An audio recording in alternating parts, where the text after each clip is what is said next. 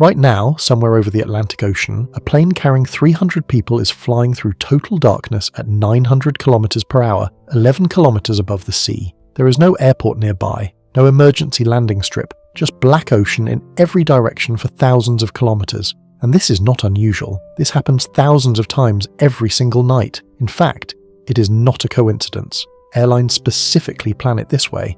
So why do airlines deliberately choose to fly one of the most demanding routes on Earth in the middle of the night, when visibility is zero and help is furthest away? The answer involves physics, money, human biology, and a decision that changed the entire history of aviation. Let's break it down. The first reason is brutally simple. It costs a lot of money to park an airplane. A single wide-body jet like a Boeing 777 or Airbus A350 is worth around $300 to $400 million. Every hour that plane sits on the ground, it generates zero revenue, and for them, it is everything. Now think about a New York to London route. The flight takes roughly 7 hours. If you depart New York at 10 p.m., you land in London at around 10 a.m. local time, right at the start of the business day. The plane can be refueled, cleaned, and turned around for a morning departure back to New York. 2 flights in one day, maximum profit, minimum ground time. But if that same plane departed at noon, it would arrive at midnight London time, the airport would be half asleep, turnaround would take longer, and you would essentially lose an entire operational cycle. Airlines figured this out decades ago. Night departures across the Atlantic are not an accident, they are a mathematical optimization. Now here is where it gets scientifically interesting, and this part most people have never heard of. There is a river of air circling the northern hemisphere at altitudes between 9 and 12 kilometers. It is called the jet stream, and it moves at speeds of between 100 and 400 kilometers per hour in an eastward direction. Pilots and airlines spend enormous resources planning their routes around the jet stream, because if you fly with it, it can shave 60 to 90 minutes off a transatlantic crossing. That translates to tens of thousands of dollars in fuel savings per flight. Here is the key detail. The jet stream shifts position and intensity throughout the day and across seasons. At night, over the Atlantic, the most favourable jet stream corridors tend to align more predictably with eastbound routes. New York to London, for example. Airlines use sophisticated routing software that calculates the optimal path through the jet stream for every single flight.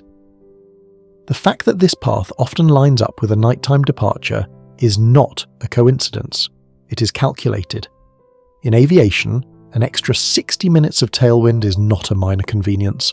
It is the difference between a profitable flight and an expensive one. Now let's talk about something that airlines think about a lot more than passengers realize: your circadian rhythm.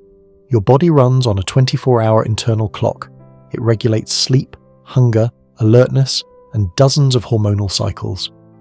When you cross time zones rapidly, that clock gets disrupted. This is jet lag. But here is the thing most people do not know. Flying eastward is significantly harder on the body than flying westward. When you fly from New York to London, you're essentially losing 5 hours of your night. Your body thinks it is 2 a.m. when London says it is 7 a.m. Airlines actually design the flight experience around this. Night departures mean that by the time the cabin lights dim and the meal service is done, it is naturally the time your body expects to sleep. Even if you only get 4 to 5 hours of rest in the air, you arrive in London in the morning, and your body has at least had some overnight recovery. Compare this to a noon departure, where you would be trying to sleep in daylight with your body fully awake, arriving at midnight local time completely disoriented. The night flight is not just more efficient for the airline, it is actually less brutal for you. But here is a question worth asking. Why are planes flying over the Atlantic at all? For much of aviation history, they barely could. Early commercial aircraft in the 1930s and 1940s had to stop repeatedly to refuel. The first transatlantic passenger services used flying boats that landed on water. It was a 24-hour ordeal. Even in the jet age, a rule called the 60-minute rule meant that twin-engine aircraft had to stay within 60 minutes of a diversion airport at all times. Over the Atlantic, that was nearly impossible. It forced airlines to use 3 or 4 engine jets like the 747 and the L1011. Then in 1985, the FAA approved something called ETOPS, Extended Range Twin-Engine Operational Performance Standards. This allowed twin-engine planes to fly routes more than 60 minutes from the nearest airport, provided their engines met strict reliability standards. Today, planes like the Boeing 777 are ETOPS 180 certified, meaning they can fly up to 3 hours on a single engine before they must reach a diversion airport. And the 787 Dreamliner is ETOPS 330. This single regulatory change is what made modern transatlantic routes economically viable.